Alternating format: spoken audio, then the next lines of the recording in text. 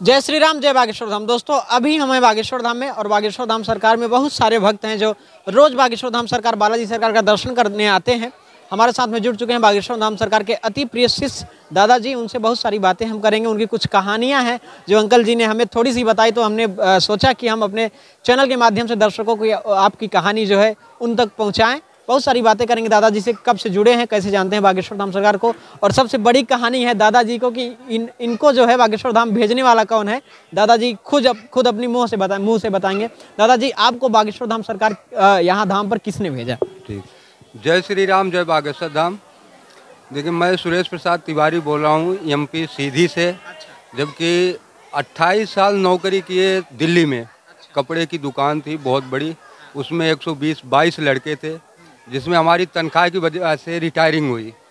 तो जब हम रिटायर हुए 3 दिन तक घर पे बैठे थे। चौथे दिन हमारी मिसेज बोली कि अब रिटायर हो गए हो, जाके बागेश्वर धाम का दर्शन कराओ। तो हमने रात भर कुछ सोचा नहीं। इसके बाद सुबह फिर एक आवाज़ बोली कि नहीं आज जाओ तुम। तो हम कहें हम अकेले नहीं जाएंगे, तुम चलोगे तब आएंगे। फिर हम मिसेज को लेकर तुरंत चल दिए, जबकि कोई जानकारी नहीं थी कैसे जाना है, कैसे आना है, कैसे पहुंचना है, कुछ जानकारी नहीं।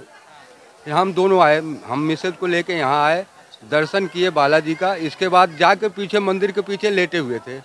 फिर 2 बजे गुरुजी आ गए, 2 बजे गुरुजी का भी दर्शन किए। इसके बाद दरबार लगी, दरबार में आके बैठ गए। वहाँ का करिश्मा देखे तो हमें तो लगा बिल्कुल ये मतलब इंसान नहीं परमात्मा है, उनकी आवाज़ से। इसके बाद शाम हो गई। शाम को गुरुजी ने बताया भी कि आज रक्षाबंधन का दिन है, आज के दिन राखी 9 बजे के बाद बांधना। तो हमारे मन में कल्पना हुई कि हम मिसेज से राखी बंधवाएंगे गुरुजी को। अब वो भी हो गया, मिसेज को लाइन में लगा दिए, मिसेज को राखी बांधी। इसके बाद आपकी पत्नी ने गुरुजी को राखी बांधी। फिर राखी बांधने के बाद अब हमारा दिल ये हुआ कि अब घर में जाके हम क्या करेंगे, हम यहीं बागेश्वर धाम में रहेंगे। कुछ ठिकाना मिल जाए हमें रहने का, या कोई दुकान मिल जाए तो दुकान कर लेंगे, यहीं पड़े रहेंगे।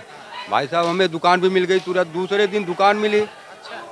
तुरंत किसी दलाल से पैसे लेके दिल्ली से पैसे फ़ोन पे मंगवा के हमने यही पूंजी तैयार की और दुकान कर लिए। दूसरे दिन अपनी दुकान करने लगे। 3 महीने तक दुकान की। दुकान में कुछ घाटा लगा तो हमने दुकान भी बंद कर दिए, पटरी लगाने लगे। पटरी में अच्छे पैसे कमाए, बालाजी की कृपा हुई। 22 दिन में हम 63,000 रुपये कमाए। और उसी वजह से यहाँ बालाजी में हम पड़े हुए हैं।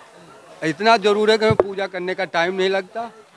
हैं तो पंडित आदमी, लेकिन पूजा करने का टाइम नहीं लगता। नहा धो के नाम ले लेते हैं, प्रणाम कर लेते हैं, अपने धंधे पे बैठ जाते हैं। अच्छा, आपकी पत्नी भी अभी साथ में रहती है? नहीं, पत्नी को हम फिर ले जाके घर छोड़ दिए, दिल्ली में है बच्चों के साथ। कितने दिन से रह रहे हैं बागेश्वर धाम? 4 महीने हो गए जी। 4 महीने से यहीं पे दुकान कर? 4 महीने से यहीं पे दुकान की। अच्छा, कैसे जुड़े आप बागेश्वर धाम सरकार से? कैसे पता चला कि बागेश्वर धाम छतरपुर में एक ऐसा धाम है जहाँ? में देखते थे, यूट्यूब में देखते देखते एक बैग मतलब ये हुआ कि हम वहाँ जाके दर्शन करें। केवल दर्शन करने आए, लेकिन यहाँ का करिश्मा देख के हमारा तो बिल्कुल वही हो गया कि अब यहीं हम बसेंगे, यहीं रहेंगे।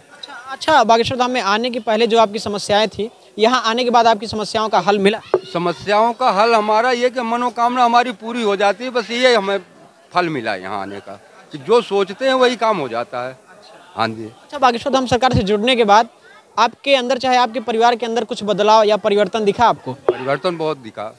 अब हमारे परिवार में सभी कोई ये सोचते हैं, हम एक मंदिर भी बनवा रखे हैं बालाजी का गाँव में। यहाँ से जाने के बाद वहाँ भी भंडारा किए, कीर्तन करवाए, यहाँ का झंडा ले जाके वहाँ मंदिर पे गाड़े, वो भी काम किए। अब हमारे परिवार वाले भी सारे जुड़ गए, कुछ तो आने वाले भी हैं कि हम वहाँ जाएंगे दर्शन करने। हाँ जी। अच्छा, बागेश्वर धाम सरकार से जब से आप जुड़े हैं, पूजा पाठ में कुछ बदलाव हुआ अंकल आपके? पाठ में बदलाव तो बहुत हुआ, लेकिन हमें टाइम नहीं लगता, हम कर नहीं पाते खुद ही। अच्छा, घर वाले करते हैं पूजा? हाँ, घर वाले करते हैं। अच्छा, आपका पर्चा बना कभी? आप अभी नहीं बना, न पर्चा के हमें सोच भी नहीं है।